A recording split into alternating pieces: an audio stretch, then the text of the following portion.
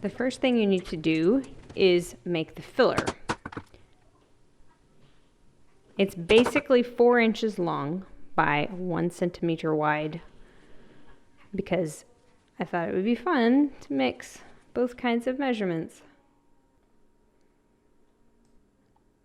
The shapes are from a little pack on Amazon. You can find it pretty easily. Then it's time to start cutting out the exterior.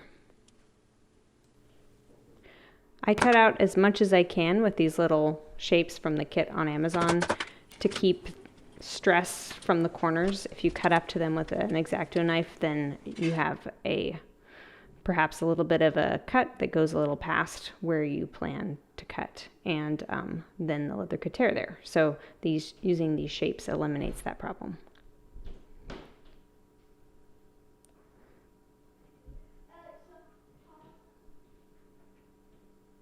Skiving down the outside a little bit. I probably should have skived a little bit more. And then find the center of it so that you can make sure you line up the filling with the exterior. Next thing is adding reinforcement. This is a polyester reinforcement from DLS, District Leather. When I was using Rhynia Aquilum GL, it would not stick to it at all.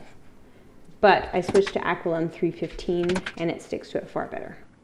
This polyester is not really my favorite, this reinforcement. I was given a recommendation by a friend and I'll be getting something else probably. But it was worth a try. Now it's time to start gluing together all the little pieces. And then edge painting the middle there before you put the zipper on. You have to roll it up and slide it on, which is a little bit stressful.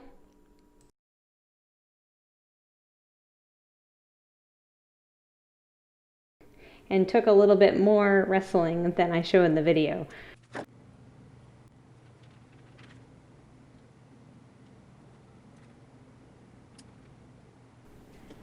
Gluing all the different layers together. These little glue things from District Leather work really well.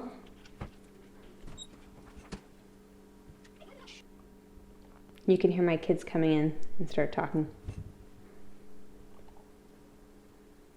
Press it all together. I was trying to use that little leather piece as a way to make it double-sided as a puller instead of just single-sided. Trimming it to size. I do it pretty roughly at first before I stitch it. Once again, having a pull be double-sided instead of single-sided makes it a lot harder to actually punch holes all the way through. They tend to come out a little bit crooked unless you have it supported. So I was trying to support it with that piece of leather with mixed success. Then I use my little odd bone folder to shape things back. I thought I would do a comparison of how much easier it is using a pony than nothing at all. You can see how it slips around. This is at double speed.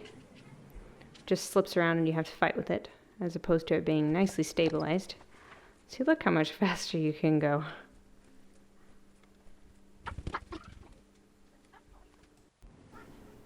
And last, my little hacked creaser.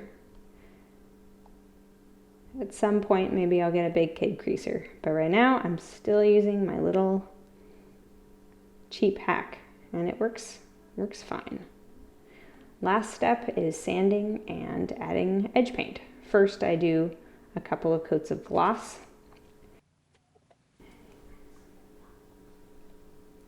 And that's it. Thank you for watching.